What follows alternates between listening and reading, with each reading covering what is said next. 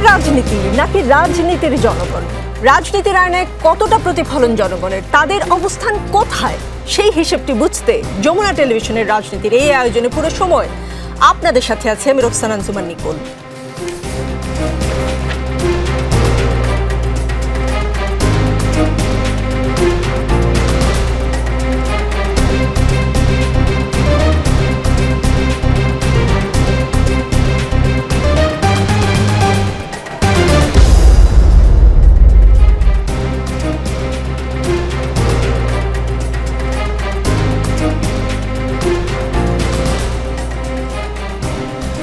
আজকের অতিথি বিএনপির মিডিয়া সেলের সদস্য মাহমুদা হাবিবা, প্রধান উপদেষ্টার সিনিয়র সহকারী প্রেস সচিব ফয়েজ আহমদ, জাতীয় নাগরিক কমিটির যুগ্ম আহ্বায়ক আরিফুল ইসলাম আদিব, গণ অধিকার পরিষদের সাধারণ সম্পাদক রাশেদ খান।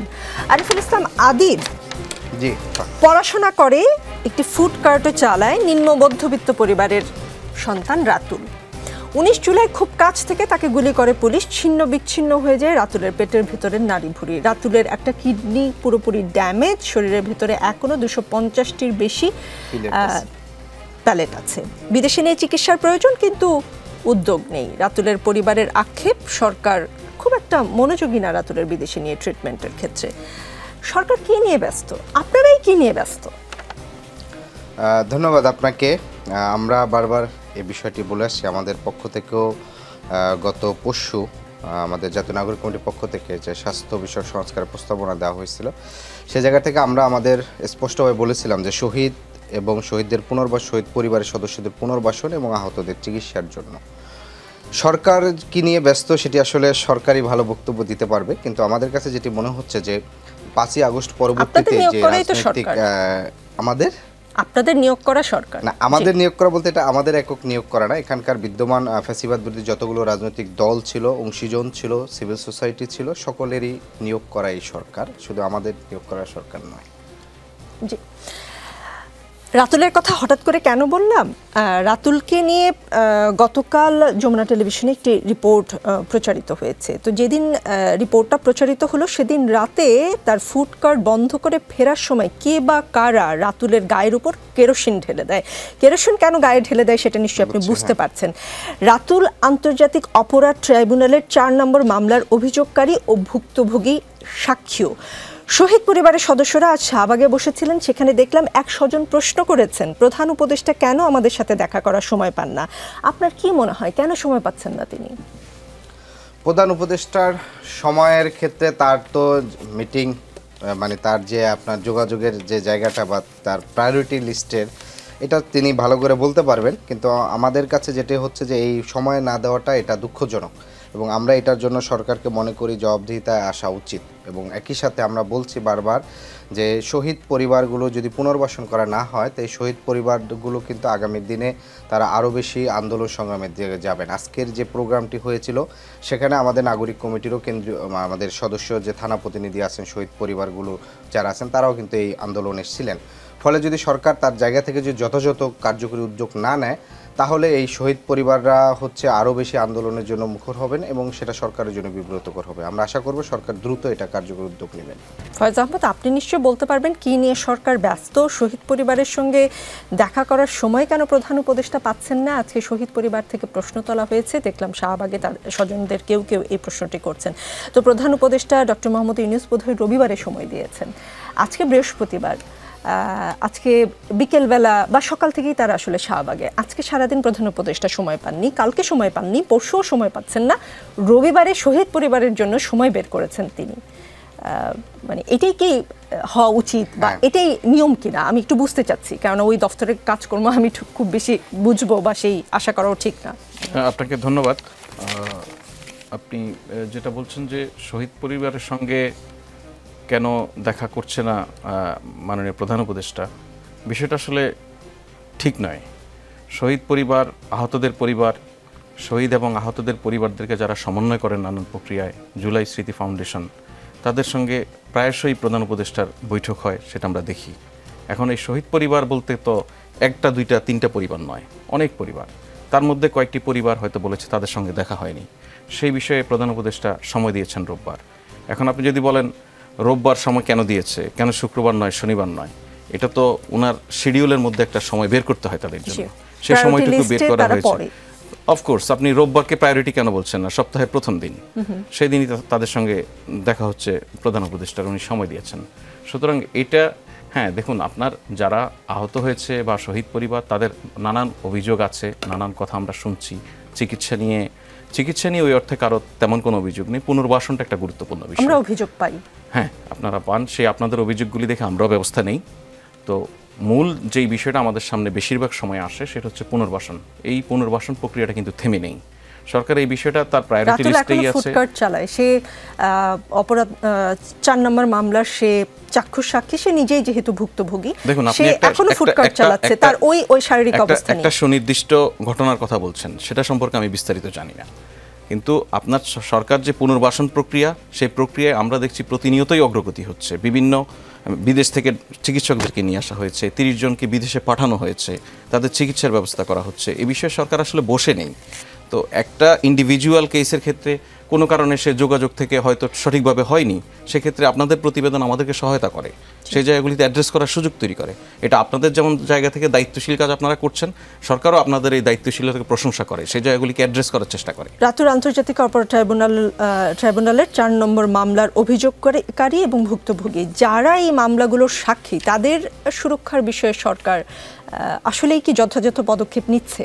সে বিষয়ে ট্রাইব্যুনালে পরিষ্কার বলা আছে, যে কোনো সাক্ষী, যে কোনো মামলা, শুধু আন্তর্জাতিক অপরাধ ট্রাইব্যুনাল নয়, সমাজের চলমান যে কোনো আদালতে যে কোনো মামলার ক্ষেত্রে সাক্ষী যদি নিরাপত্তাহীনতায় ভোগেন, সাক্ষী যদি যথাযথ কর্তৃপক্ষকে সেটা জানান, সেটা প্রতিকার করার দায়িত্ব রাষ্ট্রের, সেই জায়গায় রাষ্ট্র আন্তরিক।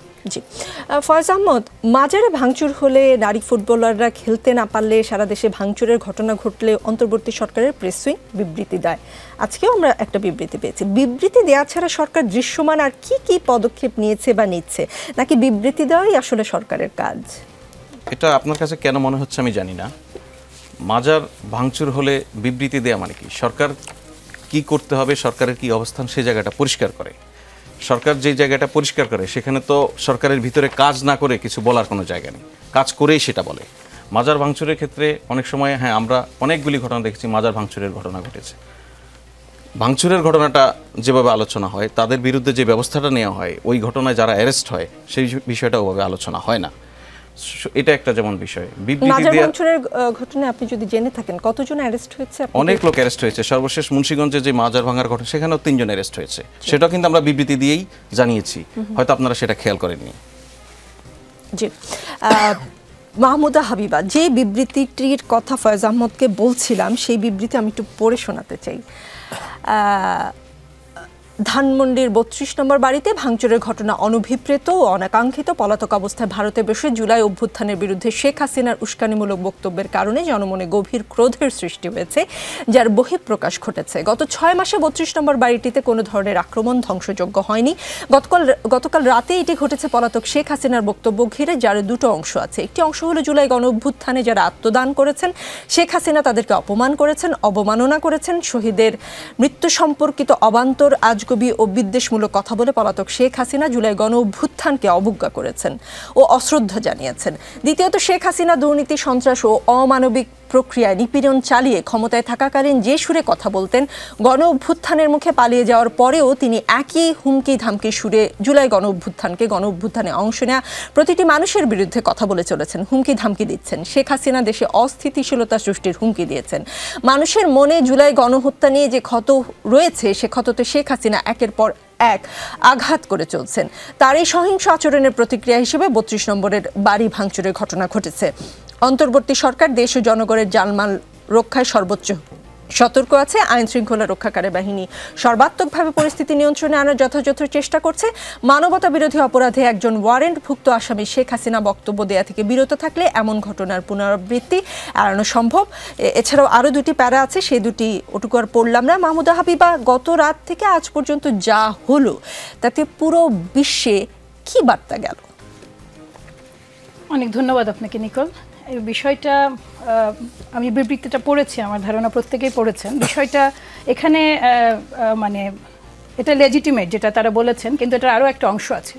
গতকাল ছিল 6 মাস। 5ই আগস্টের পর থেকে 6টা দীর্ঘ মাস যারা এখানে আহত হয়েছেন, যারা নিহত হয়েছেন, যারা সরাসরি ভিকটিম ছিলেন, তাদের জন্য 6 মাস কিন্তু অনেকগুলো দিন। এবং এখানে অনেক ধরনের ঘটনা ঘটেছে। একদম প্রথম থেকে যদি বলতে শুরু করি তাহলে সেটা হলো যে শেখ হাসিনা পালিয়ে গেছেন, তারপর সপরিষদ পালিয়ে গেছেন সোজা বাংলায়, কিন্তু একটা খুব বড় অংশ বাংলাদেশে তাদের নেতাকর্মীরা রয়ে গেছেন। তাদের আচরণে কোনো পরিবর্তন আসেনি নিকোল, উদ্ধত, এবং তাদের মধ্যে কোনো ধরনের রিমর্স কিংবা অনুশোচনা নাই। তারা এই বিষয়টাকে নানাভাবে জাস্টিফাইড করার চেষ্টা করছেন। এবং মানে এটা হয়েছে কি, আমার কাছে যেটা মনে হয়েছে, এটা অবশ্যই খুবই অনভিপ্রেত, খুবই। কিন্তু আপনি খুব খেয়াল করে দেখেন যে উস্কানির ধরনগুলো যদি আমরা আরও 2 মাস আগে থেকে পিছিয়ে যাই, একেবারে টার্গেট করে করে যে ছাত্ররা এটাতে অংশ নিয়েছিলেন, যারা এটার অংশীদার ছিলেন, আমি বাংলাদেশ জাতীয়তাবাদী দল কিংবা কোনো রাজনৈতিক দলের কথা বলছি না, একেবারে ব্যক্তি বিশেষকে ডেকে একেবারে নাম ধরে ধরে হুমকি দেওয়া হয়েছে, তাদের অ্যাড্রেস ফেসবুকে প্রচার করা হচ্ছে। এবং এই বাংলাদেশে বসে খুব উস্কানিমূলক কথাবার্তা এক ধরনের অসহিষ্ণু আচরণের জন্ম দিয়েছে। এর বাইরে আপনি যদি খেয়াল করেন যে বেশ কিছু রাঘব বোয়াল ওই সময় ধরা পড়েছিলেন। পলক এবং পলকের সাথে হাসান মাহমুদ এয়ারপোর্ট থেকে তখন শোনা গেছে, এবং বিশ্বস্ত সূত্রে জানা যায় যে তাকেও বিমানবন্দরের কর্মীরা হস্তান্তর করেছিল আইন শৃঙ্খলা রক্ষাকারী বাহিনীর কাছে। ঠিক কয়েকদিনের মাথায় তাকে বেলজিয়ামে দেখা গেল। এই সমস্ত অপরাধীরা প্রত্যেকে অত্যন্ত দম্ভের সাথে বিভিন্ন দেশ থেকে বার্তা দিচ্ছেন, কথা বলছেন, এবং ধরন খুব ভয়ঙ্কর। মানুষের মধ্যে ক্ষোভ জাগ্রত হচ্ছে। এইটা রেমিশন হতে পারত যদি সরকারকে, আমি অবশ্যই বলবো যে দায় নিতেই হবে, কোন অংশের বিচার কাজ চলছে কিন্তু স্লো, আর একটু দৃশ্যমান হওয়া প্রয়োজন। আপনি স্বস্তিটা কোন পয়েন্টে পাবেন? সাধারণ মানুষ কোন পয়েন্টে যে হাতে তুলে নিচ্ছে বা ভাবছে যে 32 নম্বর ভাঙলেই বোধহয় সমাধান হবে? বিষয়টা হচ্ছে যে তাদের মনে হচ্ছে যে সিম্বল হিসাবে 32 নম্বরটাকে যদি আমরা গুড়িয়ে দেই তাহলে হয়তো এদেরকে থামানো যাবে। কিন্তু আসলে এই পরিকল্পিতভাবে এই উস্কানিটা দিয়ে এই ধরনের একটা ধ্বংসযজ্ঞ চালানো হয়েছে, কারণ দায়টা যেন সরকারকে নিতে হয়। দায়টা যেন আলটিমেটলি সরকারের কাঁধে যায়, যে সরকার, অন্তর্বর্তীকালীন সরকার থাকার পরেও এতগুলো মানুষের উপস্থিতিতে একটা বাড়ি ভাঙচুর করা হয়েছে। ঠিক আছে, আপনি মনে রাখবেন ফাঁসির আসামি যাকে ফাঁসি দেওয়া হবে তাকেও আমরা মব লিঞ্চিংয়ের হাতে ছাড়বো না, তাকে ফাঁসি কাঠেই ঝুলতে হবে। একদল লোক তার উপরে ক্ষুব্ধ বলে তাকে ফাঁসিতে ঝুলিয়ে দিবেন, বাইরে রাস্তায় বের করে নিয়ে গেলে, তাইলে কিন্তু আইনের শাসন ব্যাহত হয়। কাজে ওই পয়েন্টে দাঁড়িয়ে আমরা কিন্তু আইনের শাসন প্রতিষ্ঠার পয়েন্টে দাঁড়িয়েছি। সেইখানে দিনের পর দিন বহু ঘটনা, ছোট ছোট ঘটনা মানুষের মধ্যে আস্থার সংকট তৈরি করেছে, মানুষের বিশ্বাস নষ্ট হয়েছে, কিংবা এভাবেও বলা যেতে পারে মানুষ মনে করেছে যে আমাদেরও কিছু বিষয়ে হস্তক্ষেপ করা প্রয়োজন। কালকে যারা ছিলেন তারা তো সবাই সাধারণ মানুষজন, এবং কি করে আইন শৃঙ্খলা রক্ষাকারী বাহিনীর পক্ষে কিভাবে সম্ভব এই এত হিউজ জমায়েতের বিরুদ্ধে ব্যবস্থা নেওয়া? সম্ভব না তো। যারা এখানে আসছেন তারা কেউ ক্রিমিনাল না তো। তাদের যে লজিক, সেই লজিকটা না ভাঙার পেছনে যতই আইনগত ব্যাখ্যা থাকুক না কেন, তাদের ক্ষোভ, কষ্ট, তাদের বঞ্চনা, তাদের দুর্গতি, তাদের সাফারিং তো লেজিট। তাদের এটা এতটাই কি বলবো, এটা এতটাই শক্তিশালী তাদের অধিকার, যে এই অধিকারটার কেবলমাত্র প্রতিবিধান করতে পারেন সরকার। কিভাবে?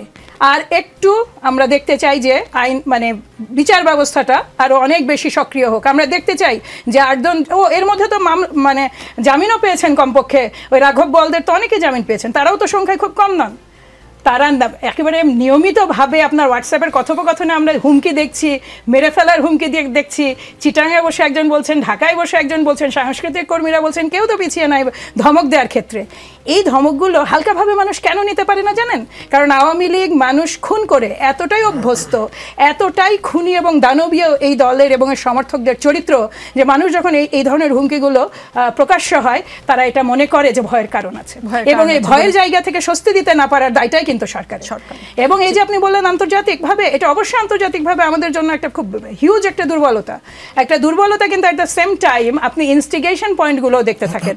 এই সরকার যাদের নিয়ে কাজ করছেন, দিন শেষে এই জনপ্রশাসন বলেন, এই আপনার আইন শৃঙ্খলা রক্ষাকারী বাহিনী বলেন, এরা সবাই তো ঘুরিয়ে ফিরিয়ে এক অর্থে যতই আপনি বলেন না কেন, এটা তো তাদের নয়, ফলে তাদের অ্যাকশন যদি মানে একটা স্বাভাবিক জনপ্রশাসন তাদের আন্ডারে থাকতো, একটা স্বাভাবিক আইন শৃঙ্খলা রক্ষাকারী বাহিনীকে যদি তারা পরিচালনা করতেন, তখন এই কাজটা যতখানি সহজ হতো, কোনোভাবেই সেটা তাদের জন্য হয়ে উঠছে না।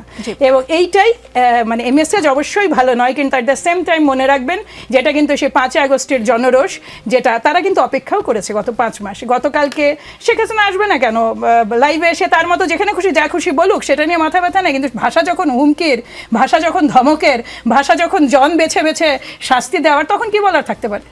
তখন সাধারণ মানুষের এই অনাস্থা কিংবা এই অবিশ্বাসটা হওয়া, আমি আশ্চর্য হই না। আপনি আশ্চর্য হন না। রাশেদ খান, বুধবার সন্ধ্যা থেকে শুরু হয়ে সারা রাত ধানমন্ডি 32 নম্বরে অবস্থিত বঙ্গবন্ধু স্মৃতি জাদুঘর সহ দেশের বিভিন্ন স্থানে নানান স্থাপনায় চলা ভাঙচুর ও হামলার ঘটনায় আইন ও সালিশ কেন্দ্র তীব্র নিন্দা জানিয়েছে। এই ঘটনাগুলোকে আইনের শাসন, আইনের সমান আশ্রয়ের লাভ ও আইনের যথাযথ প্রয়োগের পরিপন্থী বলে আশোক মনে করে। গণমাধ্যমে সংস্থাটি এরকম লিখে একটা বিবৃতি পাঠিয়েছে। রাশেদ খান, আশোকের বিবৃতিকে আপনি কিভাবে দেখেন? একমত কিনা বা কোনো দ্বিমত থাকলে বলতে পারেন আমাদের। ধন্যবাদ। যখন আপনি দায়িত্বশীল জায়গায় থাকবেন, তখন স্বাভাবিকভাবে এই ঘটনা আপনার কাছে অনাকাঙ্ক্ষিত মনে হবে, কিন্তু জনগণের যে ক্ষোভ, সেই ক্ষোভের যদি আপনি বিশ্লেষণ করেন, তাহলে এই ধরনের ঘটনা এখন ঘটেছে, সামনে হয়তো ঘটবে। তবে এক্ষেত্রে সবথেকে বেশি দায়িত্বশীলতার পরিচয় দিতে হবে সরকারকে। আমরা ইতিমধ্যে আসলে সরকারের ব্যর্থতা দেখছি, এবং গতকালকের যে ঘটনা, এই ঘটনা আসলে সরকারের ব্যর্থতার কারণেই ঘটেছে। সরকার যদি গণহত্যার বিচারে তৎপর হতো, আওয়ামী লীগের যারা অপরাধী ছিল তাদের গ্রেপ্তারে তৎপর হতো, শেখ পরিবার বলেন বা আওয়ামী লীগের হাইকমান্ড বলেন তাদের গ্রেপ্তারে এবং বিচারে যদি তৎপর হতো, তাহলে জনগণ কিন্তু সান্ত্বনা পেত। কিন্তু আমরা দেখতে পাচ্ছি যে উপদেষ্টাদের সহযোগিতায় আসামিরা জামিন পাচ্ছে। 572 জন আওয়ামী লীগের দোসররা জামিন পেয়েছে উপদেষ্টাদের সহযোগিতায়। তাছাড়া কে সহযোগিতা করলো? আচ্ছা, উপদেষ্টাদের প্রত্যক্ষ সহযোগিতায় এই আওয়ামী লীগের ফেসিবাদ আবার ফিরে আসছে এবং তারা জামিন দেওয়ার জন্য বলছে। আমি একটি ঘটনা বলবো, সেটি হলো, দেখেন, সাবের হোসেন চৌধুরী এবং পরিকল্পনা মন্ত্রী মান্নান, তারা জামিন পেল কিভাবে? আমার জেলা ঝিনাইদহ, সেখানকার 2 জন এমপি জামিন পেয়েছে কিভাবে? উপদেষ্টারা যদি সহযোগিতা না করতো, তাহলে এই দামি এমপিরা, মন্ত্রীরা, তারা কি জামিন পায়? দেখেন, এই যে বৈষম্য বিরোধী ছাত্র আন্দোলন বা এই যে আদিবরা, তারা কিন্তু সরকারের এই যে অবহেলা এবং গ্রেপ্তারের বিষয়ে সরকারের অমনোযোগিতা, এক্ষেত্রে বারবার সমালোচনা করছে। আমরা গতকাল 64 জেলায় আমরা গণহত্যার বিচারের দাবিতে আমরা ডিসির মাধ্যমে প্রধান উপদেষ্টার বরাবর আমরা স্মারকলিপি দিয়েছি। কেন্দ্রীয়ভাবেও আমরা আমাদের কর্মসূচি পালন করেছি এবং আমরা ঘোষণা দিয়েছি যে গণহত্যার বিচার যদি সরকার না করে, তাহলে প্রয়োজনে আগামী 48 ঘন্টার মধ্যে যদি সরকার তার অবস্থান স্পষ্ট না করে, আমরা প্রয়োজনে যমুনা ঘেরাও করব। দেখেন, এই যে 32 নম্বর এখন আওয়ামী লীগ নাই, উবায়দুল কাদেরের বাড়িতে উবায়দুল কাদের দায়। আওয়ামী লীগের নেতাকর্মীদের যে সকল বাড়িতে হামলা করা হচ্ছে, সেখানে কিন্তু কোনো আওয়ামী লীগ নাই। এগুলো হয়তো জনগণের ক্ষোভের বহির্প্রকাশ। আওয়ামী লীগ কোথায় আছে? আওয়ামী লীগ আছে সচিবালয়ে, কিন্তু সেই সচিবালয়ের আওয়ামী সুবিধাভোগী কর্মকর্তাদেরকে কারা পুনর্বাসিত করলো? ইতিমধ্যে গণমাধ্যমে আপনি খবর দেখেছেন যে আওয়ামী লীগের তালিকার ডিসি এসপিরা নিয়োগ পেয়েছে, এবং আপনি সাংবাদিক হিসেবে সর্বত্র যান, খোঁজখবর নেন, দেখবেন যে যারা আওয়ামী লীগের আমলে সুবিধা পেয়েছে, সেই সকল কর্মকর্তারা কিন্তু তারা এই সরকারের আমলেও সুবিধা পাচ্ছে। উপদেষ্টা পরিষদে আসেন, বৈষম্য বিরোধী কমিটি বা নাগরিক কমিটি প্রতিবাদ জানিয়েছে। ফারুকী এবং বসিরকে নিয়ে তারা কিন্তু তীব্র সমালোচনা করেছে। এই যে ধানমন্ডি 32 আপনি ভাঙলেন, যে উপদেষ্টা বলল 7 আগস্ট যে প্রধান উপদেষ্টার দায়িত্ব হবে সবার আগে ধানমন্ডি 32 নম্বরের বাড়ি সংস্কার করা এবং সেই বাড়ি ভিজিট করা, এই যে আপনি উপদেষ্টা পরিষদ গঠন করলেন, দেখেন সরকারের যে বক্তব্য, যদি আমি একজন দায়িত্বশীল ব্যক্তি হিসেবে বিশ্লেষণ করি, তাহলে এটা আসলে দায়সারা বক্তব্য। আওয়ামী লীগের আমলে এই ধরনের বক্তব্য আমরা অসংখ্য বক্তব্য দেখেছি। সাংবাদিক হিসেবে, একজন সুবিচারক হিসেবে, একজন রাজনীতিক হিসেবে আপনি যদি বিচার বিশ্লেষণ করেন, প্রত্যেকটা লাইন পড়েন, তাহলে এটা দায়সারা বক্তব্য। আমি বলবো এই ঘটনার দায় সরকারকে নিতে হবে, কোনোভাবেই সরকার দায় এড়াতে পারে না। এবং এই ধরনের ঘটনা যদি আপনার অনবরত ঘটতেই থাকে, তাহলে আইনের শাসন তো আসলে প্রতিষ্ঠা পাবে না। এবং সরকার যে আসলে আইন শৃঙ্খলা তারা প্রতিষ্ঠা করতে চায়, তারা আইনের শাসন প্রতিষ্ঠা করতে চায়, জবাবদিহিতা প্রতিষ্ঠা করতে চায়, এই ধরনের ঘটনা মনে করেন গতকাল ঘটলো, আজকেও ঘটছে, 5 মাস পরে ঘটবে, আরও 5 মাস পরে ঘটবে।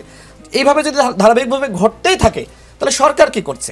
আমি বলবো সরকারের এই মুহূর্তে দায়িত্ব হলো, যেহেতু আওয়ামী লীগকে নিয়ে এই ধরনের বিশৃঙ্খলা সৃষ্টি হচ্ছে, আওয়ামী লীগের চ্যাপ্টার কিন্তু ক্লোজ হয়ে গেছে। যেদিন হাসিনা পালিয়েছে, উবায়দুল কাদের সহ আওয়ামী লীগের সবাই কিন্তু তল্পি তল্পা নিয়ে পালিয়েছে। এখন সরকারের দায়িত্ব গণহত্যার বিচারটা দ্রুত সময়ের মধ্যে করা, এবং একই সাথে বিচারের আগে আওয়ামী লীগের সাংগঠনিক কার্যক্রম এবং নিবন্ধনটা স্থগিত করা। এর মাধ্যমে যেটি হবে, জুনায়েদ আহমেদ পলকরা বলতে পারবে না যে চুপ থাকার সময় শেষ, রুখে দাঁড়াও বাংলাদেশ। এবং একইভাবে আওয়ামী লীগের নেতাকর্মীরা কিন্তু ছন্ন বিচ্ছিন্ন হয়ে যাবে। কিন্তু ওই ব্যানারটা যেটিকে কেন্দ্র করে সংগঠিত হয়ে তারা গণহত্যা চালিয়েছে, যদি ওই ব্যানারটা আওয়ামী লীগ পতনের আগেও যেমন ছিল, এখনও যদি সেরকম থাকে, তাহলে আওয়ামী লীগ কিন্তু সবসময় এইভাবে শেখ হাসিনা অডিও রেকর্ড ফাঁস করবে, নেতাকর্মীদেরকে উস্কানি দেবে, এবং এইভাবে কিন্তু তারা গণসংযোগ করবে এবং আপনার লিফলেট বিতরণ করবে। আমি সর্বশেষ বলবো, দেখেন এই যে ছাত্রলীগ আওয়ামী লীগের পেজ থেকে ঘোষণা দেওয়া হলো যে শেখ হাসিনা জাতির উদ্দেশ্যে ভাষণ দিবে, এক। দ্বিতীয়ত হলো তারা বলল যে আমরা গণসংযোগ কর্মসূচি পালন করব, আমরা হরতাল অবরোধ কর্মসূচি পালন করব, লিফলেট বিতরণ দেব, বাজারে বাজারে প্রত্যেকটা জেলা শহরে আওয়ামী লীগ গণসংযোগ কর্মসূচি পালন করেছে। আপনি দেখেছেন পুলিশ আছে, যৌথ বাহিনী আছে, আওয়ামী লীগের নেতাকর্মীরা এরপরে গ্রেপ্তার হচ্ছে না। তার মানে কি? তার মানে একদিকে এই সরকারের লোকজন সাপ হয়ে দর্শন করছে, অন্যদিকে উজা হয়ে ঝাড়ছে। এই হচ্ছে চরিত্র। আপনি একদিকে আওয়ামী লীগের পুনর্বাসন ঘটাচ্ছেন, অন্যদিকে আপনি দায় সারা বক্তব্য দিচ্ছেন। এই দায় আমি মনে করি বাংলাদেশে যে মব ভায়োলেন্স হচ্ছে, এর দায় এই ডক্টর মোহাম্মদ ইউনূস সরকারের, তারা কোনোভাবেই দায় এড়াতে পারে না। তারা আইনের শাসন যদি প্রতিষ্ঠা করত, অবশ্যই চিরুনি অভিযান করে আওয়ামী লীগকে গ্রেফতার করত। সরকারকে দিচ্ছেন রাশেদ খান। আরিফুল ইসলাম আদিব ধানমন্ডি 32-এ গিয়েছিলেন, মানে গতকাল সন্ধ্যার পর থেকে যখন ইয়ে হলো, মানে সবাই জড়ো হচ্ছিল বা ভাঙচুরের চেষ্টা চালাচ্ছিল। সন্ধ্যার দিকে যাওয়া হয় নাই। তাহলে তো আপনি নিশ্চয়ই জানেন না এসকেভেটর কে দিয়েছে বা কারা দিয়েছে, এনেছে, জানেন কিছু? আমি হচ্ছে ভোরের দিকে গিয়েছিলাম। জি, এসকেভেটর কে দিয়েছে বা কারা এনেছে জানেন কিছু? না, এটা এরকম স্পেসিফিক। আচ্ছা, ওটা আপনার কাছে প্রশ্নও না, আপনার কাছে প্রশ্ন হচ্ছে ধানমন্ডি 32 নম্বরের ঘটনা আগামী দিনের গণতন্ত্রের যাত্রাপথে বাধা হয়ে দাঁড়াতে পারে, এই শঙ্কা প্রকাশ করেছেন বিএনপির স্থায়ী কমিটির সদস্য হাফিজউদ্দিন আহমেদ। তিনি বলেছেন, এই ধরনের বিশৃঙ্খলা গণতন্ত্রকে ধ্বংস করতে পারে, এর পেছনে ভারতের কোনো হাত আছে কিনা তা খতিয়ে দেখার কথা বলেছেন তিনি। জানান, ধানমন্ডি 32 হামলার পরিপূর্ণ তথ্য পেয়ে দলীয় অবস্থান জানাবে বিএনপি। মেজর হাফিজ বলেছেন, এবছরের মধ্যে সংসদ নির্বাচন হওয়া জরুরি। তিনি অভিযোগ করেছেন, গণতন্ত্র বিরোধী নানা ষড়যন্ত্রের আভাস পাওয়া যাচ্ছে। 32 নম্বরের ঘটনা গণতন্ত্রের যাত্রাপথে বাধা হয়ে দাঁড়াবে বলে আপনাদের মনে হয় কিনা? না, এটি গণতন্ত্রের প্রতি বাধা হবে না স্পষ্টভাবে। দ্বিতীয়ত বিষয় হচ্ছে এখানের 4টি বিষয়ের, মানে গতকালকের যে ঘটনা, যে বহিঃপ্রকাশ সাধারণ জনতার, সেখানে 4টা থেকে 3টা মেসেজ দেওয়া হয়েছে, 3 গ্রুপকে। প্রথমত হয়েছে সরকারকে স্পষ্ট মেসেজ এটি, যে সরকার যদি গণহত্যাকারীদেরকে বিচার না করে, তাহলে জনগণ তখন জনগণের সরকারের প্রতি অনাস্থা হয়ে তারা এই ধরনের বিচার নিজের হাতে তুলে নিতে বাধ্য হবে। দ্বিতীয়ত বিষয় হচ্ছে বিদ্যমান রাজনৈতিক দলগুলোর প্রতি, কারণ আমরা দেখেছি স্পষ্টভাবে গতকালকের আগ পর্যন্ত শহীদউদ্দিন চৌধুরী অ্যানি বলেন কিংবা বিএনপির সিনিয়র নেতৃবৃন্দ সালাউদ্দিন, গতকালকে তারা এসে স্পষ্ট করছেন যে আওয়ামী লীগ কোনোভাবেই রাজনীতিতে ফিরতে পারবে না কিংবা ভোটে ফেরানো উচিত না। এর পূর্বে তারা যে বক্তব্যগুলো দিয়েছিলেন বিএনপির মহাসচিব মির্জা ফখরুল ইসলাম আলমগীর, যে আওয়ামী লীগ নির্বাচনে আসবে কি আসবে না সেটা জনগণ সিদ্ধান্ত নেবে। জনগণ তো 5ই আগস্ট সিদ্ধান্ত নিয়ে গিয়েছে, স্পষ্ট সিদ্ধান্ত, তারা 5ই আগস্ট আওয়ামী লীগের বিষয়ে জনগণ সিদ্ধান্ত নিয়ে গেছে, কিন্তু তারপরও তারা হচ্ছে এই বিষয়ে তাদের সিদ্ধান্ত নেয় নাই। তাহলে সে যদি বলে যে জনগণ সিদ্ধান্ত নিবে, তাহলে আমি গতকালকের এই যে জনতা যে সিদ্ধান্ত নিয়েছে, এটা মির্জা ফখরুল ইসলাম যে বলছেন জনতার সিদ্ধান্ত নিবে, সেই সিদ্ধান্ত জনগণ একটি নিয়েছে। দ্বিতীয়ত বিষয় যেটি হচ্ছে, এটি হচ্ছে আওয়ামী লীগের প্রতি একটি মেসেজ। এখানে যে জনগণ গেছে, সেখানে তারা বলছে যে মেজর হাফিজ উদ্দিন সে বলছেন যে কারা গিয়েছে কি, সেখানে আমি মনে করি অনেকগুলো রাজনৈতিক দলের কর্মী থাকতে পারেন, সাধারণ জনগণ থাকতে পারেন এবং সব ফরম্যাটের লোকজনই থাকতে পারেন। সেই জায়গার থেকে আমি মনে করি যে এটি 3টি অংশকে একটি সুস্পষ্ট বার্তা, বিদ্যমান রাজনৈতিক দলগুলোর প্রতি জনগণের একটি বার্তা, সরকারের প্রতি বার্তা এবং একই সাথে আওয়ামী লীগ এবং ভারতের প্রতি একটি বার্তা। দ্বিতীয়ত বিষয় হচ্ছে মেজর হাফিজ সন্দেহ করছেন এটা ভারতের ষড়যন্ত্রের অংশ হতে পারে এবং সেই ফাঁদে পা দেওয়া হয়েছে। আমরা সরাসরি ষড়যন্ত্র ওইভাবে দেখি না। আমরা মনে করি যে এটি হচ্ছে অনেকগুলো বিষয়ই আছে। সেটি হচ্ছে যে জনগণ হচ্ছে এখানে পুরো মানে এক ধরনের আস্থাহীনতায় ভুগতেছে, সেই জায়গায় তার একটা বহিঃপ্রকাশ। এবং একই সাথে শেখ হাসিনার যে আপনার স্পষ্টভাবে হুমকি, মানে আপনার হচ্ছে এখনো খুন করার তার ভিতরে যে ইচ্ছা, সেই ইচ্ছার প্রতি মানুষের এক ধরনের আন্তর্জাতিক প্ল্যাটফর্মে কি বার্তা যাবে আমাদের দেশে যা হলো গতকাল সন্ধ্যা থেকে আজকে পর্যন্ত? আন্তর্জাতিক প্ল্যাটফর্মের বার্তার বিষয়ে দেখেন, আন্তর্জাতিক প্ল্যাটফর্মের এখানে আসলে কি বলবো যে গত 15 বছর ধরে আন্তর্জাতিক প্ল্যাটফর্মে অনেক ধরনের বার্তা গিয়েছে। আন্তর্জাতিক প্ল্যাটফর্ম আমাদের গণতন্ত্রর মুক্তির লড়াইতে তারা হাততালি দিয়েছে কিংবা হচ্ছে মাথায় হাত বুলিয়ে দিয়েছে, কিন্তু কখনোই এই দেশের গণতন্ত্র মুক্তির পথে তারা খুব বেশি ত্রাণকর্তা হিসেবে ভূমিকা রাখতে পারে না।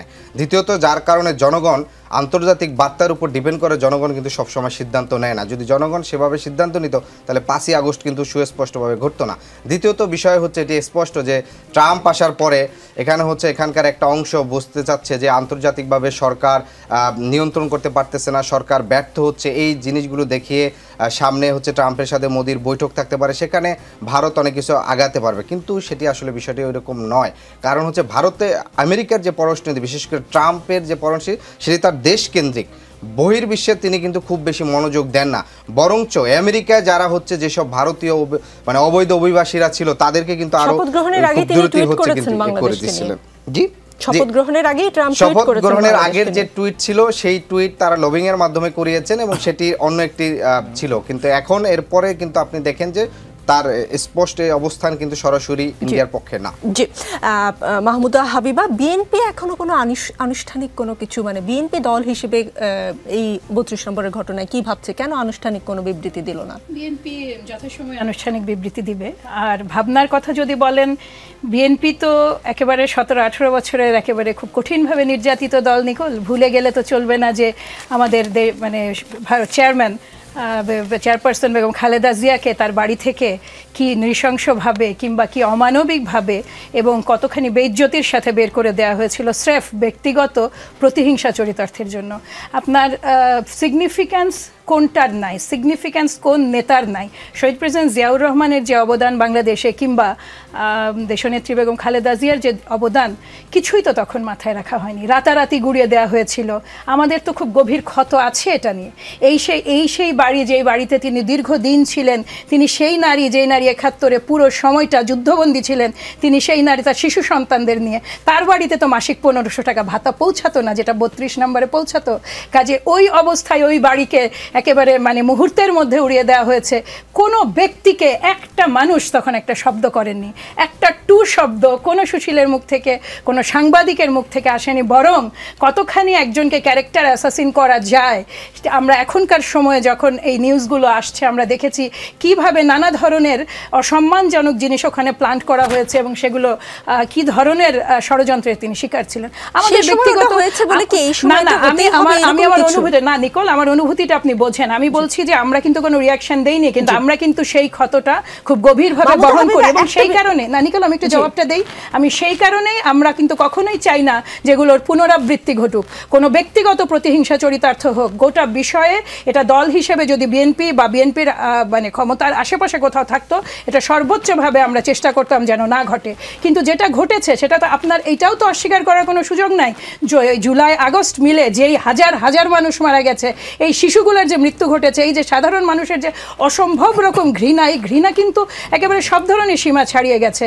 দল হিসেবে বিএনপি এখনও যদি প্রয়োজন হয়, আবারও যদি ওই সুযোগ আসে, বিএনপি কিন্তু 32 নম্বর ভাঙতে যাবে না, এটা আপনি মাথায় রাখবেন। কারণ আইনের শাসন প্রতিষ্ঠাটা হচ্ছে আমাদের সবচেয়ে বড় মানে একটা টার্গেট। আর আপনি যেটা বললেন যে আমাদের হাফিজ সাহেব স্থায়ী কমিটির সদস্য একটা কথা বলেছেন, কথাটা নিয়ে আমি একটা প্রশ্ন করে উত্তর দিতে সহজ হবে। দিল্লিতে বসে সামাজিক যোগাযোগ মাধ্যম সহ বিভিন্ন প্ল্যাটফর্ম ব্যবহার করে সাবেক প্রধানমন্ত্রী শেখ হাসিনা বক্তব্য বিবৃতি দেয়ায় ভারতের কাছে প্রতিবাদ জানিয়েছে বাংলাদেশ। ভারত সরকারকে অবিলম্বে পারস্পরিক শ্রদ্ধা ও বোঝাপড়ার চেতনায় যথাযথ ব্যবস্থা নেওয়ার অনুরোধ করে বিজ্ঞপ্তিতে পররাষ্ট্র মন্ত্রণালয় বলেছে, তিনি মানে শেখ হাসিনা ভারতে থাকাকালীন অবস্থায় তাকে সামাজিক যোগাযোগ মাধ্যম এবং অন্যান্য যোগাযোগ মাধ্যম ব্যবহার করে এই ধরনের মিথ্যা, বানোয়াট এবং উস্কানিমূলক বিবৃতি দেয়া থেকে বিরত রাখতে ভারতকে অনুরোধ জানানো হয়েছে। শেখ হাসিনা যেন ভারতে মুখ বন্ধ করে রাখেন এমন চেষ্টা সরকারের পক্ষ থেকে এর আগেও করা হয়েছে, কিন্তু আমরা দেখতেই পাচ্ছি খুব একটা লাভ হয়নি। কারণ আপনাদের দলের স্থায়ী কমিটির সদস্য হাফিজউদ্দিন আহমেদ যে বললেন যে ধানমন্ডি ৩২ নম্বরে শেখ মুজিবুর রহমানের বাড়ি গুড়িয়ে দেওয়ার ঘটনা ভারতের ইন্ধন আছে কি না সেটা একটু খতিয়ে দেখতে। ভারত যদি ইন্ধন দেয়, আমরা যে আমাদের দেশ থেকে যে বলা হলো তাকে চুপ থাকতে, ভারত সেই ইনিশিয়েটিভ কেন নেবে যদি ভারতের ইন্ধনই থাকে? আসলে ভারতের ইন্ধন যদি না থাকে তাহলে উনি প্রথমত কোন স্টেটাসে ভারতে আছেন, কিভাবে উনি এইভাবে এত ব্যাপক জনসংযোগ করতে পারছেন? তাদের প্রশ্রয়ে, আপনার আশ্রয়ে একজন আছে এবং সে অন্যায় করে যাচ্ছে, আপনি দায় নেবেন না? আপনাকে সেটার দায় নিতে হবে না? ভারতকে নিতে হবে না এটার দায়? ভারতে যদি না থেকে অন্য দেশে থাকতেন, হনুলুলু হেন তেন বহু দেশ আছে, অন্য কোনো দেশে থাকলে তো ভারত নিয়ে টানা হেঁচড়াচ হতো না। আপনাকে আবার একটা মজার কথা বলি, আপনাদেরই যে ফেসবুক পেজ আছে ওখানে আমি আজকে একটা খুব সারপ্রাইজিং একটা ভিডিও দেখলাম যে ৩২ নম্বরে প্যালেস্টাইনের পতাকা। আমি এটা কেন বলতে চাইছি, দেখেন ট্রাম্প প্রশাসনের ওপরে কিন্তু ট্রাম্প কেয়ার না করলেও আওয়ামী লীগ খুব একটা বড় ধরনের, একেবারে বায়বীয় ধরনের বিশাল একটা আশা ভরসা নিয়ে আছে যে যেহেতু ট্রাম্প একটা খুব স্ট্রং স্ট্যান্ড নিয়েছেন প্যালেস্টাইন নিয়ে এবং উনি বলেছেন ইফ নেসেসারি তারা ওইটা ইনভেড করবেন, কাজে ওই ভরসাতে আমি দেখলাম আপনাদের কয়েক সেকেন্ডের ভিডিও, আমার ধারণা 12 বা 15 সেকেন্ড, তার মধ্যে 4 জন ব্যক্তি প্যালেস্টাইনের পতাকা নিয়ে এবং খুব দ্রুত তারা পতাকাটা সরিয়ে ওর সামনে থেকে সরে গেলেন। কিন্তু ভিডিওটা পাবলিশ হয়েছে, খেয়াল করেন। টার্গেটটা কিন্তু ইন্টারন্যাশনালি যখন আপনি যাবেন, এইখানে আপনি গতকালকে রাতে যে এত লোক ছিল, আমরা যে এত ফেসবুকে পোস্ট দেখেছি, এত লাইভ দেখেছি, কোনো প্যালেস্টাইনের পতাকা তো ছিল না। গোটা বাংলাদেশ দেশ হিসেবে এমনি প্যালেস্টাইনপন্থী, এটাতে ইসরায়েলপন্থী আমরা কখনোই না, এটা কিন্তু একটা সত্যসিদ্ধ সত্য। কিন্তু তার মানে কি এই যে ৩২ নম্বরে এই পতাকাটা এই যারা এই কাজে গেছেন বা ক্ষোভের বহিঃপ্রকাশ করেছেন তারা এটা করেছেন না, তারা কেউ কোনো মহল এটার তো সুবিধাও নিচ্ছে। আমি আপনাকে যেটা এর আগের জবাবে বলছিলাম যে গত 2-3 মাস ধরে প্ররোচনাটা কিংবা যেটাকে বলে এক ধরনের উস্কানি, এটা এত নানাভাবে দেয়া হয়েছে। ফেসবুক পেজে এসে, নানা ধরনের লাইভে এসে, নানা ধরনের আপনার ইউটিউব তো এখন আপনি জানেন ইনফ্লুয়েন্সারদের বক্তব্য হাতে হাতে, এত ধরনের উস্কানি যে এটা ঠিক স্বাভাবিক লাগে না। এতটা দম্ভের উৎসটা কে?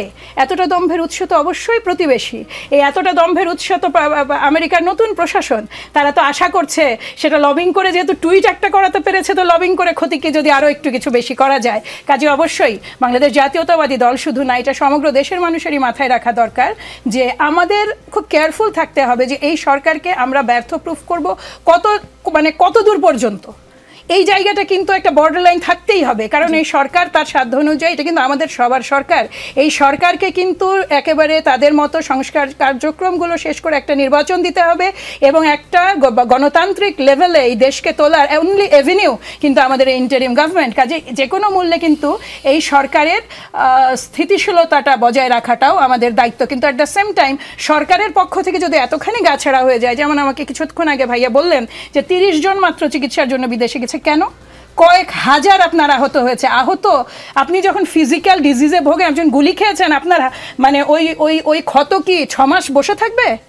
এটা তো চিকিৎসা তো ইমিডিয়েট একটা জিনিস। আপনি মারা যারা গেছেন তাদেরকে একটু ধীরে দিতে পারেন, কিন্তু যে চিকিৎসা তো একটা ইমিডিয়েট বিষয়। আমরা কি বহু মানুষকে চিকিৎসার কারণে এর মধ্যে চিকিৎসাবিহীন মারা যেতে দেখিনি? নাগরিক কমিটি কি চিঠি দেয়নি? জুলাই স্মৃতি ফাউন্ডেশনের কয়েকদিন আগের ঘটনাই তো।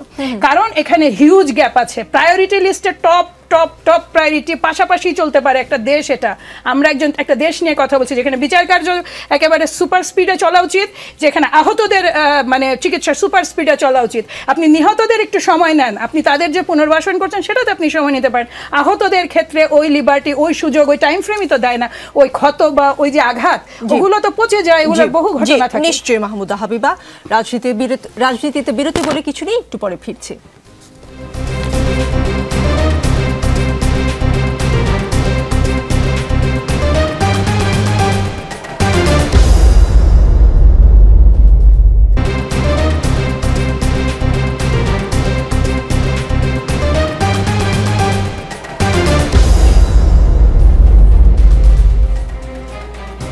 দেখছেন রাজনীতি, আমাদের সঙ্গে প্রধান উপদেষ্টার সিনিয়র সহকারী প্রেস সচিব ফয়েজ আহমদ আছেন। ফয়েজ আহমদ, আজ সন্ধ্যার খবর 2025 সালের 21শে পদক পাচ্ছে বাংলাদেশ জাতীয় নারী ফুটবল দল। অবশ্যই আপনি সরকারের সাথে থাকা এই খবরটি জানেন। আজকে দুপুর 3টার একটি খবর, আজ বৃহস্পতিবার দুপুর 3টায় রংপুরের তারাগঞ্জে আন্তঃজেলা নারী ফুটবল টুর্নামেন্ট শুরু হবার কথা থাকলেও তা বন্ধ হয়ে গেছে। দুটি খবরের মধ্যে কোন খবরটি আপনার হৃদয়কে ছুঁয়ে গেছে? প্রথম কথা হচ্ছে অবশ্যই আমাদের নারী ফুটবল দলের যেই অবদান, তাদের যে অর্জন, সেটাকে আমি মনে করি খুব ন্যায্যভাবে মূল্যায়ন করা হয়েছে 21শে পদক দেওয়ার মধ্যে দিয়ে। আরেকটি কথা আপনি রংপুরের যেটা বলছেন সেটা দুঃখজনক, সেটা প্রত্যাশিত না। যদিও আমি আপনাকে বলছি, যদিও আমি জানি না এখন পর্যন্ত সেই ঘটনার বিস্তারিত, তবু আগেও 2টি জেলায় নারী ফুটবল দলের 2টি খেলা বন্ধ হয়েছে সরকারের পক্ষে। আমি আপনাকে বলি একটু, এই যে তারুণ্য উৎসব চলছিল দেশে, প্রতিটি উপজেলায় পর্যন্ত প্রচুর খেলাধুলার আয়োজন হয়েছে, নারী ফুটবল দল, নারী ক্রিকেট দল সবাই খেলেছে। পার্টিকুলারলি আগের, আমি রংপুরেরটা বিস্তারিত জানি না সেজন্য বলছি না, আগে যে 2টি ঘটনা, সেই 2টি ঘটনা প্রধান উপদেষ্টার কার্যালয় থেকে আমরা 2টি ঘটনা পৃথকভাবে খবর নিয়েছি। 2টি ঘটনাতেই যেই ঝামেলাটা হয়েছে মূলত সেটা হচ্ছে নারী ফুটবল দলের খেলাটাকে ঘিরে ওই মাঠটাকে বেড়া দেওয়া হয়েছিল এবং টিকিট কাটা হয়েছিল। তখন স্থানীয়দের মনে এক ধরনের প্রশ্নের উদ্রেক হয়েছে, নারীদের খেলা এখানে বেড়া দিতে হবে কেন? এই নিয়ে এক বিতণ্ডা শুরু হয়েছিল। সময় নেই খুব বেশি, আমি আপনি যদি বলেন যে সেই ব্যাখ্যাটা জানি, তাহলে আপনি প্রশ্নটা করছেন, আমাকে তো ব্যাখ্যাটা দিতে হবে, না হলে আপনার অনেক দর্শক আছে হয়তো সেটা জানেন। রংপুরের ঘটনার বিস্তারিত আমি জানি না, বিস্তারিত আপনাকে জানাচ্ছি, তাহলে আপনার উত্তর দিতেও সুবিধা হবে। যেটা হয়েছে যে এখানে কোনো বেড়া দেওয়ার কোনো ঘটনা ছিল না। এখানে বিবৃতিতে যেটা বলা হয়েছে যে না, সেটা তো আপনাদের নিন্দা বিবৃতি। আমি যতটুকু জানি সেটা বলি, ওইরকমই তৌহিদি জনতার একটি মব গিয়ে বলেছে এখানে নারীদের ফুটবল খেলা হবে না। এটা কোনোভাবে প্রত্যাশিত নয়। আমি আপনাকে নিশ্চিত করি সরকারের অবস্থান এই বিষয়ে একদমই পরিষ্কার, যে এই ঘটনাগুলি কোনোভাবে অ্যালাউ করা হচ্ছে না। স্থানীয় প্রশাসনের সঙ্গে ইমিডিয়েটলি কথা বলা হচ্ছে এবং তাৎক্ষণিক ব্যবস্থা নেওয়া হচ্ছে। আগের যে 2টি ঘটনা, সেই 2টি ঘটনায় যেন আবার খেলাগুলির আয়োজন করা হয়, সেই জন্য প্রয়োজনীয় সকল ব্যবস্থা নেওয়া হয়েছে। ইতিমধ্যে হয়তো আয়োজন হয়েও গেছে, কিন্তু এইটাকে কোনোভাবে লাইটলি নেওয়ার সুযোগ নেই। আমাদের সোসাইটিতে এরকম 2-1টি ঘটনা ঘটছে না, এটা অস্বীকার করা হবে শেখ হাসিনার প্রবণতা। ঘটছে, সেটাকে অ্যালাউ করা হচ্ছে না, সেটা হচ্ছে সরকারের দায়িত্বশীলতার প্রবণতা। আমি সেটা আপনাকে আরেকটা খবর একটু আপনার কাছ থেকে যাচাই করে নিতে চাই। আজও খবর পেলাম দ্রুতই আয়নাঘর পরিদর্শনে যাবেন প্রধান উপদেষ্টা ডক্টর ইউনূস। এর আগেও 1-2বার এরকম কথা শুনছিলাম, তিনি যাবেন বলেও যাচ্ছেন না কেন? আচ্ছা, এর আগে যেই কথাটি বলেছে, উনি যেতে চান, উনি যাওয়ার জন্য এক ধরনের দিনক্ষণ নির্ধারণও করেছিলেন, চেষ্টা করছিলেন আলাপ আলোচনা করে। ওনার একটা শিডিউলের ব্যাপার আছে, ওনার সেই শিডিউলটা ম্যানেজ করার জন্য একটু বিলম্ব হচ্ছিল। এর মধ্যে জনমনে এক ধরনের সন্দেহের তৈরি হয়েছিল, আমরা দেখেছি 2-1টি নিউজও হয়েছে উনি যাচ্ছেন না। সেই বিষয়টাই আসলে পরিষ্কার করার জন্য আজকে উপদেষ্টা পরিষদের যে বৈঠক, সেই বৈঠক শেষে আসলে জানানো হয়েছে যে মাননীয় প্রধান উপদেষ্টা আয়নাঘর পরিদর্শনে যাবেন, সঙ্গে দেশি বিদেশি সাংবাদিকদেরও নিয়ে যাবেন। জি, আরেকটা বিষয় আপনার কাছ থেকে পরিষ্কার হতে চাই, যে বিবৃতি আপনারা দিয়েছেন সেই বিবৃতিতে বলেছেন যে ভাঙচুরের ঘটনা অনভিপ্রেত, বলেছেন শেখ হাসিনা দুর্নীতি, সন্ত্রাস ও অমানবিক প্রক্রিয়ায় নিপীড়ন চালিয়ে ক্ষমতায় থাকাকালীন যে সুরে কথা বলতেন, গণ অভ্যুত্থানের মুখে পালিয়ে যাওয়ার পরেও তিনি একই হুমকি ধামকি সুরে জুলাই গণ অভ্যুত্থানে অংশ নেওয়া প্রতিটি মানুষের বিরুদ্ধে কথা বলে চলেছেন। তিনি দেশে অস্থিতিশীলতা সৃষ্টির হুমকি দিয়েছেন। প্রশ্ন হচ্ছে, প্রধানমন্ত্রী শেখ হাসিনা বক্তব্য দিয়েছেন রাত 9টায়, ধানমন্ডি 32 নম্বর বাড়িতে ভাঙচুর শুরু হয়েছে তার আগে প্রায় রাত 8টার দিকে। শেখ হাসিনার বক্তব্যের প্রতিক্রিয়ায় ভাঙচুর মানে আগেই কি করে শুরু হয়ে গেল? আপনার পয়েন্টটা বুঝতে পেরেছি। মূলত শেখ হাসিনা তার যেই পলায়ন, তার যে পতন, এখানে হাজার হাজার মানুষকে মেরে, মানুষকে আহত করে সে 127টা শিশুকে হত্যা করেছে, তারপর পালিয়েছে। সেখান থেকে সে এখন জাতির উদ্দেশ্যে ভাষণ দিবে, এরকম একটি বার্তা যখন আসে, সেটা নাগরিকদের মনে এক ধরনের ঘৃণা এবং ক্রোধের সৃষ্টি করে। আর আপনি শেখ হাসিনার বক্তব্যের মধ্য দিয়ে জুলাই অভ্যুত্থানে সহ এখানকার গণতান্ত্রিক সকল মুক্তিকামী মানুষকে অপমান করার যে প্রবণতা, সেটা শেখ হাসিনা ভারতে গিয়ে যেদিন থেকে কথা বলতে শুরু করেছেন, সেদিন থেকে গতকাল পর্যন্ত বলে গিয়েছেন। অতএব এই যে তার বক্তব্যে সে এখানকার অভ্যুত্থানকে অস্বীকার করা, এখানকার শহীদদেরকে অস্বীকার করা, এখানকার শহীদদেরকে বলছে যে মুগ্ধ মারা যায়নি, স্নিগ্ধই মুগ্ধ, আবু সাইদ ফ্রান্সে ঘুরে বেড়াচ্ছে, এই যে এই ধরনের চরম অপমানজনক কথা বলছে, তার মধ্যে যে ন্যূনতম এক ধরনের অনুশোচনা থাকে, তার নয় শুধু আওয়ামী লীগের মতো একটি বৃহৎ দল হিসেবে আমরা জানি এটাকে, তার একজন কর্মীও আমরা পাইনি যে এটার জন্য অনুশোচনা করেছে। সেই দলের নেত্রী যখন বক্তব্য দিতে যাচ্ছে, যে টানা অব্যাহত প্রক্রিয়ার মধ্য দিয়ে সে অপমান করে যাচ্ছে এখানে আন্দোলনকারীদেরকে, এই অভ্যুত্থানকে যখন অপমান করছে, সেই সময়কার এটা প্রতিক্রিয়া। আমরা যেটা বলছি, প্রতিক্রিয়ায় মানুষ যেভাবে ভাঙচুর করেছে, আওয়ামী লীগকে ভাঙচুর করেছে, সেটা আমরা প্রত্যাশিত নয়। এটার বিষয়ে আমাদের বক্তব্যটা জি, ফয়েজ আহমদ, উত্তর পরিষ্কার। রাশেদ খান, সামাজিক যোগাযোগ মাধ্যমে ধানমন্ডি 32 নম্বরের ঘটনায় তোলপাড়, নানান ধরনের মতামত দিচ্ছেন। কেউ বলছেন এটা একটা ফাঁদ ছিল, আপনার কি মনে হয় ফাঁদে পা দিল, নাকি 5 ফেব্রুয়ারি রাতে যা ঘটেছে তাই হওয়ার কথা, নাকি কোথাও বাংলাদেশের কোনো বড় ক্ষতি হয়ে গেল? ধন্যবাদ। আমি একটু শুরু থেকে বলা শুরু করি। না, খুব বেশি সময় নেই। দেখেন, ভারতের সাথে আমাদের একটি বন্দি চুক্তি আছে।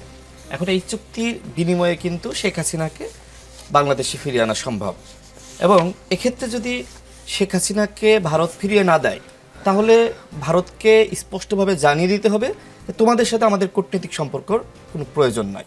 এমনকি আরও অনেক উপায় আছে, সেটি হলো যে আন্তর্জাতিক অপরাধ আদালতে কিন্তু আপনি মামলা করতে পারেন, আন্তর্জাতিক কমিউনিটি সহযোগিতা নিতে পারেন।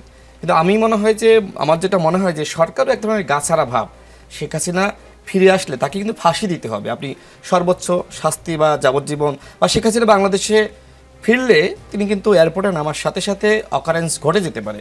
তো সরকার নানান কারণে এক ধরনের দায়সারা, আমার মনে হয় যে শেখ হাসিনাকে ফিরিয়ে আনার ব্যাপারে দায়সারা মনোভাব পোষণ করছে। আজকে হাফিজউদ্দিন যে বক্তব্য দিয়েছেন সেই বিষয়ে বলবো। দেখেন, মানুষের আবেগ এবং ক্ষোভকে কাজে লাগিয়ে অনেক সময় পিছন থেকে অনেক ধরনের ষড়যন্ত্র হয়।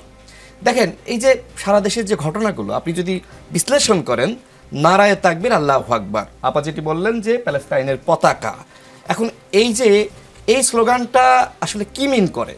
বাংলাদেশ একটি মৌলবাদী রাষ্ট্র, জঙ্গি রাষ্ট্র, যারা বিপ্লবী ছিল এরা মৌলবাদী, এরা জঙ্গি, এই প্রমাণ করার জন্য কিন্তু ভারতীয় কিন্তু ষড়যন্ত্র করছে। হ্যাঁ, এটা সত্য, বাংলাদেশের মানুষের আবেগ আছে, ক্ষোভ আছে, বিপ্লবীরা সংক্ষুব্ধ, কিন্তু এর পিছনে দেখেন গতকালকের যে ঘটনা, এরপরে আন্তর্জাতিক মিডিয়া দেখেন, আন্তর্জাতিক কমিউনিটির যে যারা রয়েছে তাদের বক্তব্য দেখেন, এবং এই যে আপনি যেটা বললেন বাংলাদেশের মানবাধিকার সংস্থা বলেন বা অন্যান্য যারা সুশীল সমাজের আছে, সবাই কিন্তু এক ধরনের সহানুভূতি প্রকাশ করছে আওয়ামী লীগকে নিয়ে। তার মানে কি? তার মানে এই ঘটনায় আওয়ামী লীগ কিন্তু লাভবান হয়েছে, আওয়ামী লীগ কিন্তু আন্তর্জাতিক কমিউনিটির সহানুভূতি পেয়েছে। এবং এক্ষেত্রে কারা কাজ করেছে? এক্ষেত্রে ভারতের কাজ করেছে, আমিও এটা আসলে অনুমান করি। তো সেই জায়গা থেকে আমার কাছে আরেকটি ঘটনা মনে হয়, সেটি হলো যে সরকার তো চরমভাবে ব্যর্থ, দ্রব্যমূল্যের দাম কমাতে পারেনি, আওয়ামী লীগকে গ্রেপ্তার করতে পারেনি, আওয়ামী লীগকে তারা তাদের সাংগঠনিক কার্যক্রম বা নিবন্ধন স্থগিত করতে পারবে কিনা বা নিষিদ্ধ করবে কিনা সেই বিষয়ে কিন্তু সরকারের বক্তব্য স্পষ্ট না, ধোঁয়াশা রয়েছে। অন্যদিকে চিরুনি অভিযানের মাধ্যমে আওয়ামী লীগের অপরাধীদেরকে যদি আপনি গ্রেপ্তার করেন তাহলে তারা কিন্তু মিছিল করবে না, বিশৃঙ্খলা করবে না, হরতাল অবরোধ করার সাহস দেখাবে না, সেটাও কিন্তু সরকার করতে পারছে না। অন্যদিকে সরকার আওয়ামী লীগের পুনর্বাসন ঘটাচ্ছে, এমনকি উপদেষ্টা পরিষদে আপনার শেখ মুজিববাদী একজন সৈনিককে উপদেষ্টা বানিয়েছে, একজন না দুইজনকে। তো সেই জায়গায় আমার মনে হয় সরকারের এই ব্যর্থতা ঢাকার জন্য এবং জনগণের যে দৃষ্টি, গণহত্যার বিচার, আওয়ামী লীগের গ্রেপ্তার, এই জায়গা থেকে আসলে মানুষের দৃষ্টিকে ঘোরানোর জন্য সরকারের এক ধরনের পরোক্ষ মদত থাকতে পারে। আপনি দেখেন যে এই যে ছাত্র জনতার বুকে গুলি চালিয়েছে কারা? Police, RAB, BGB. এই পুলিশ, র্যাব, বিজিবির কয়জন সদস্যকে সরকার গ্রেপ্তার করেছে? সরকার কিন্তু গ্রেপ্তার করে নাই। যদি প্রকৃতপক্ষে সরকার গণহত্যার বিচার করতে চায়, সবার আগে কিন্তু এই পুলিশ, র্যাব, বিজিবির যারা গণহত্যাকারী অপরাধী তাদেরকে ধরতে হবে। কয়জনকে ধরেছে? উল্টো আমরা দেখলাম যাদেরকে গ্রেপ্তার করছে গণহত্যার মামলায় 572 জনকে জামিন দিয়েছে, ডামি এমপিরা জামিন পাচ্ছে। গত 6 মাসে সরকারের অর্জনটা কি আমি সেটি জানতে চাই। সরকার তো রাষ্ট্র সংস্কারের বয়ান দিচ্ছে, কিন্তু আমি দেখতে পাচ্ছি যে সরকার রাষ্ট্র সংস্কারের বয়ানের পিছনে মূলত একটি কিংস পার্টি গঠনের জন্য কাজ করছে। ইতিমধ্যে ডক্টর মোহাম্মদ ইউনূস তার নিরপেক্ষতা হারিয়েছে, আন্তর্জাতিক গণমাধ্যমে তিনি কিন্তু নতুন দলকে স্বাগত জানিয়েছেন। আমার প্রশ্ন হলো, ডক্টর ইউনূস কি শুধুমাত্র সেই নতুন দলের নাকি আমাদের? যেটি আদিব বললেন যে সকল দলের পরামর্শে, সকল স্টেক হোল্ডারদের পরামর্শে উপদেষ্টা পরিষদ গঠিত হয়েছে, এটা টোটালি রং এবং মিথ্যা। দেখেন, একটা উপদেষ্টা পরিষদ সমর্থন নাই সরকারের প্রতি। না, সমর্থন বলতে আমরা সমর্থন ওই সময় তো দিতে বাধ্য, সবাই সমর্থন দিয়েছে, কারণ ওই সময় একটা হ্যাভহাজার্ড সিচুয়েশন। দেখেন, একটা তালিকা ডক্টর ইউনূস নিজেই কিন্তু নুরুল কবির সাহেবের সাথে যে টকশো করেছে সেখানে কিন্তু তিনি ক্লিয়ার করেছেন। কি বলেছেন? যে ছাত্ররা কিন্তু আমার হাতে একটি লিস্ট ধরিয়ে দিয়েছিল, আমি সংযোজন বিযোজন করে আমি একটি তালিকা তৈরি করেছি। তিনি এটাও বলেছেন যে ওই সময় তাড়াহুড়া করে যথেষ্ট যোগ্য ব্যক্তিদের মাধ্যমে উপদেষ্টা পরিষদ গঠন করতে পারি নাই। তার মানে কি? তিনি স্বীকার করেছেন যে অযোগ্য ব্যক্তিদের মাধ্যমে উপদেষ্টা পরিষদ গঠিত হয়েছে। তার মানে এই উপদেষ্টা পরিষদকে সংস্কার করতে হবে। আমি মনে করি এই ব্যর্থ উপদেষ্টা পরিষদের মাধ্যমে আওয়ামী লীগের সাংগঠনিক কার্যক্রম স্থগিত করা, গণহত্যার বিচার করা, এমনকি রাষ্ট্র সংস্কার করা সম্ভবপর নয়। জি জি, সময়ও শেষ। মাহমুদা, হাবিবা, চারজনকে আসলে একই প্রশ্ন, একদম সাথে সাথে উত্তরটা দিয়ে দিতে হবে, আসলে অনুষ্ঠানের সময়ও শেষ। 8 তারিখে সরকারের 6 মাস হতে চলছে, সরকারকে 10-এ কত দিবেন? শুরু করছি আরিফুল ইসলাম আদিব, আপনাকে দিয়ে 10-এ কত দিবেন সরকারকে? 6। জি। মাহমুদা হাবিবা, আপনি? এই সরকার তো খুব কষ্ট করেই চলছেন, তাদের স্ট্রাগল অনেক বেশি। জি। আমি আসলে 6 দিতে পারছি না, মানে তারপরে আমি মনে করি 5। রাশেদ খান? আমি 10-এ সরকারকে 2 দিব, কারণ সরকারের ব্যর্থতাগুলো আমি ব্যাখ্যা করেছি। ফয়েজ আহমদ, আপনি কি মার্কিং করবেন? আপনি তো সরকারের অংশ, আমি কিন্তু সবাই যে মার্কিং নিজেদের- করেছে তাদের প্রতি সম্মান রেখেছি। জি। রাজনীতিতে শেষ কথা বলে কিছু নেই, চলতে থাকবে। আগামী রবিবার রাত 9টায় আবারও দেখা হবে।